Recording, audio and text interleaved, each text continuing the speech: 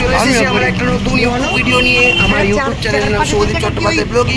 দেখতে পাচ্ছ এবারের ভিডিওটা এবার একটু অন্যরকম হতে চলেছে। কি অন্যরকম হতে চলেছে তোমরা জানতে পারবে। তার আগে ভিডিওটা দেখার সঙ্গে সঙ্গে লাইক, কমেন্ট, শেয়ার, সাবস্ক্রাইব অবশ্যই করো।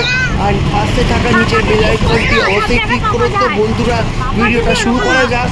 তো আগের সপ্তাহে ঠিক হয়েছে যে আমি, আমার মা, জেঠি, ভাইয়ের বউ আর ভাইয়ের ছেলে সবাই মিলে কোথায় যাব না, সালকিয়ার বাঁধাঘাটে একটা 52 ফুট উচ্চতার শিবের মন্দির হয়েছে। অনেকদিন ধরে ভাইয়ের বউ বলছে যে একটা শিবের মন্দির হয়েছে, খুব সুন্দর শিবের মূর্তি, 52 ফুট উঁচু, যেমন বিশ্বের সব থেকে বড় দুর্গা ওরকমই 52 ফুট উঁচু একটা শিব হয়েছে সালকিয়াতে। তো আমরা ঠিক করলাম আগের শনিবার সেখানেই যাব। তাই আমরা বিকেলবেলা ভেতর থেকে টোটো নিয়ে হাওড়া থেকে ময়দান থেকে অটোতে করে আমরা যাচ্ছি সালকিয়া, এবং সালকিয়া থেকে আমরা বাঁধাঘাটে নেমে সেখান থেকে আমরা মানে ওই মন্দিরের উদ্দেশ্যে রওনা হব। তো এখন দেখতে পাচ্ছ আমরা অটোতে বসে যাচ্ছি বাঁধাঘাটের দিকে, সালকিয়া বাঁধাঘাট। এবার আমরা সেই ভাইরাল হওয়া মন্দিরে, মানে যে মন্দিরটা ভাইরাল হয়েছিল 52 ফুট উচ্চতা শিবের জন্য, সেই মন্দিরে আমরা প্রবেশ করলাম। জীবনে কোনোদিন যাইনি, এই প্রথম আমরা যাচ্ছি। তো আমরা দেখতেই পাচ্ছ প্রবেশ করেছি। আমি এই ভিডিওটা দেখেছিলাম অনেক ইউটিউবের ভিডিওতে, কিন্তু এই প্রথম আমিও এই ভিডিওটা ব্লগ বানাচ্ছি। ভিডিওটা দেখতে থাকো, আমাদের পাশে থাকো, আর আমাদের মতো মানুষদেরকে ভালোবাসো। তা চলো ভিডিওটা তোমাদের ভালো করে দেখাই।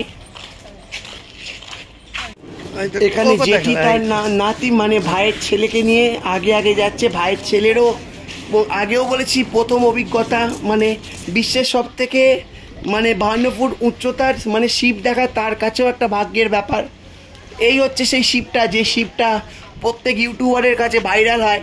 তো যারা সামনে থেকে শিবটাকে দেখবে, ছবি তুলবে, তারা দেখেও অবাক হয়ে যাবে, সত্যি এত বড় শিব তো আমাদের মানে আশেপাশের মন্দিরের এলাকাতেও নেই।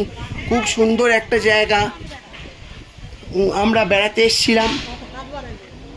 অনেকে এখানে বসে হাওয়াও খাচ্ছে। এখানে অনেক মন্দিরে অনেক রকমের ঠাকুর আছে। সামনে দেখতেই পাচ্ছ শিবের মূর্তি, পাহাড়ের উপর শিবের মূর্তি তৈরি করা হয়েছে। যে যার মানসকামনা পূরণ করার জন্য এই মন্দিরে আসে, প্রার্থনা জানায়। আমিও আমার মনের ইচ্ছা পূরণ করার জন্য এই মন্দিরে বেড়াতেও এসেছিলাম এবং পুজোও দিয়েছিলাম। তো কি মানে মনের ইচ্ছা কি যাতে ভালো পূরণ হয়, সেই জন্য আমি পুজোও দিলাম। তোমরা যারা হাওড়ায় থাকো তারা হাওড়ায় বলবে হাওড়ায় সালকিয়ায় একটা বড় 52 ফুট উচ্চতার শিবের মূর্তি হয়েছে, সেখানে যাব বললেই তারা হাওড়ায় সালকিয়া এসে বাঁধাঘাটে নামিয়ে সেই মন্দিরটা তোমাকে দেখাবে। এখানে অনেক রকমের ঠাকুরের মূর্তি আছে। এখানে খুব ভালো একটা শিবের মূর্তি আছে, দেখলে মনে হবে সোনা দিয়ে বাঁধানো। তো ভিডিওটা মানে শিবের ভিডিওটাও মানে তোমাদের দেখাবো, তোমরা দেখতে থাকো। আমরা তো সারাক্ষণ সারা বিকেলটা ওখানেই ছিলাম। তোমরাও যারা যদি এখানে আসো তা তোমাদেরও ভালো লাগবে। আমি তো পারি, আমার সব ঠাকুরের ভিডিও করেছি, কিন্তু এই শিবের ভিডিওটা বারবার ক্যামেরাটা শিবের ভিডিওটার দিকে চলে যাচ্ছিল। মানে এত সুন্দর একটা শিবের মূর্তি নিজের চোখে না দেখলে বিশ্বাস করাই যায় না। দেখো বাইরে থেকে গঙ্গাসাগর খুব সুন্দর দেখতে লাগছে। তোমরা যারা নদীর ওপারে থাকো তারা তোমরা লঞ্চে করে এই মন্দিরটা দেখতে আসতে পারবে। আমি করে দিলাম আমাকে বাড়িতে বাড়ি গঙ্গাটা পুরো তুলে গঙ্গার ধারে মন্দির, এইটা এখানে দেখতে পাচ্ছ ভাইয়ের বউ, জেঠি আর ভাইয়ের ছেলেকে নিয়ে ছবি তুলতেই ব্যস্ত।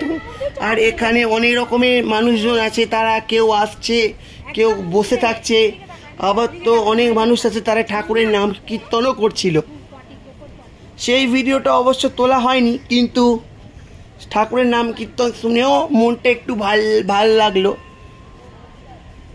লোকে জানে অফিস কাচারির দিন, ছুটির দিন, তারা পরের দিন রোববার কিছু নেই, তাই কোথায় যায় কেউ অনেক জায়গায় ঘুরতে যায়, আবার কেউ ঠাকুর ভালোবাসে তাই তারা মন্দির দর্শনেও এসে যায়।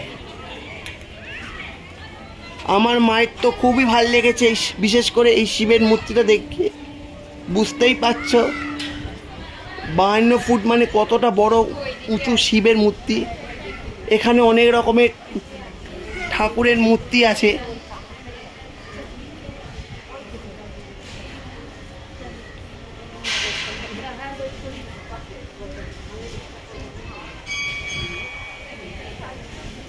দেখো ওখানে সামনে বজরংবলীর মূর্তি আছে, আমি তোমাদের দেখাচ্ছি ভালো করে, ছবিটা বড় করে যতটা বড় হয়েছে দেখাচ্ছি। এই দেখো যে শিবের কথাটা বলছিলাম, দেখে মনে হবে এটা নর্মাল শিব, দেখে মনে হচ্ছে সোনা দিয়ে বাঁধানো হয়েছে এই শিবটা। বুঝতে পারছো বন্ধুরা কি সুন্দর দেখতে লাগছে শিব ঠাকুরের মূর্তিটা। এখানে পুরোহিতকে জিজ্ঞেস করেছিলাম কটা থেকে মন্দির খোলা হয়, কটা থেকে প্রসাদ বিতরণ করা হয়। তারা সব নিয়মকানুন বলে দিল বিকেল 4:30 থেকে খোলা হয় এবং রাত মনে হয় এই 8টা 8:30 নালে কমজোর 9:30 অবধি এরকম খোলা থাকে। তোমরা এখানে পুজোও দিতে পারবে, যে যার মনের ইচ্ছা পূরণ করতে পারবে। আর তোমরা যদি পূজা দাও ভক্তি ভরে ভগবানকে ডাকো, ভগবান নিশ্চয়ই তোমাদের কথা শুনবে। আর এখানে দেখো প্রাকৃতিক সৌন্দর্য, খুব ভালো একটা পরিবেশ।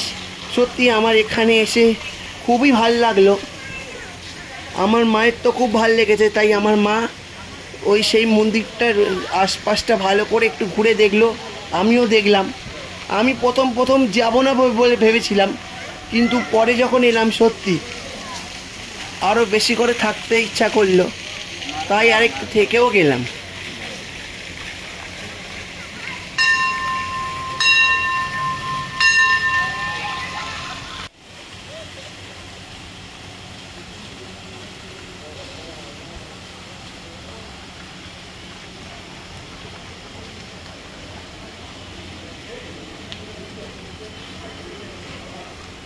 আমার মা আরও 4-5টা ভালো করে ঘুরে দেখে নিচ্ছে, কারণ আবার পরে কোনো সময় তো আসতে হবে। এটা হচ্ছে একটা মানে ভগবানের মানে কি বলবো, ভগবানের সম্পর্কে বক্তৃতা দেওয়ার এটা একটা হচ্ছে লেকচার রুম আর কি। এটা ভগবানের নামে অনেক কিছু ঈশ্বর কথা, তারপর ভগবানের নানা রকমের বক্তৃতা শোনায়, এটা একটা রুম। তো আমি জিজ্ঞেস করলাম কটা থেকে এখানে ভগবানের বাণী শোনাবে, তো একজন ভদ্রমহিলা বললেন 5:30 থেকে শুরু হবে। আর এইটা হচ্ছে ভাইয়ের ছেলের নাম সোহান, দেখতেই পাচ্ছ এ তো খুব মজা পেয়ে গেছে, খেলা পেয়ে গেছে, তাই খেলতেও খেলা শুরু করে দিয়েছে। এই দেখো তার সঙ্গে সঙ্গী হবার জন্য আরেকজনও এসে গেছে, ভাইয়ের ছেলেকে নিয়ে খেলবে বলে টানাটানি করছে। যাই হোক, দূর থেকে হাওড়া ব্রিজটা খুব সুন্দর দেখাচ্ছে, দেখতে পাচ্ছ।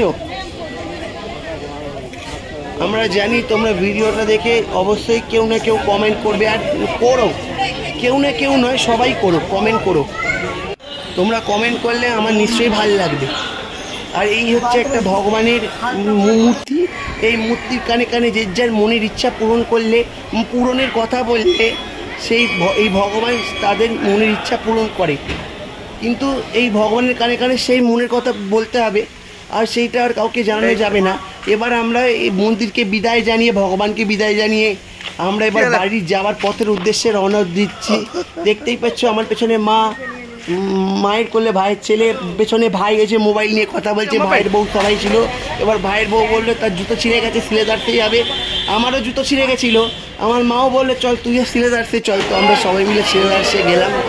প্রথমে আমার একটা অন্য জুতো পছন্দ ছিল, কিন্তু পরে ভাবলাম এখন কিনবো না, অন্য সময় কোনো এক সময় কিনবো। অনেক তো জুতো আছে, তাই এত জুতো কিনে লাভ নেই, এমনি একটু নর্মালি অফিসিয়াল জুতোই কিনলাম।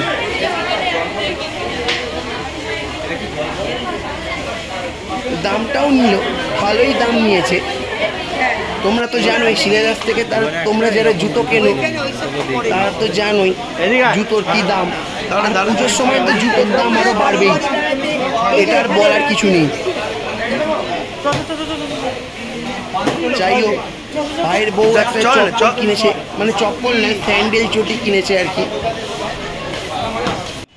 এবার আমরা দেখো সিলেদার থেকে জুতো কিনে বাড়ি যাবো, কিন্তু বাড়ি যাওয়ার পথে সবাই বললো খিদে পেয়েছে, তাই আমরা একটা মিষ্টির দোকানে ঢুকে কচুরি খেলাম। কচুরি খেলে পেটটা ভরিয়ে নিলাম। এবার আমরা আস্তে আস্তে বাড়ির পথে রওনা হবো। তাই পরের দিন রথ ছিল, রথযাত্রার জন্য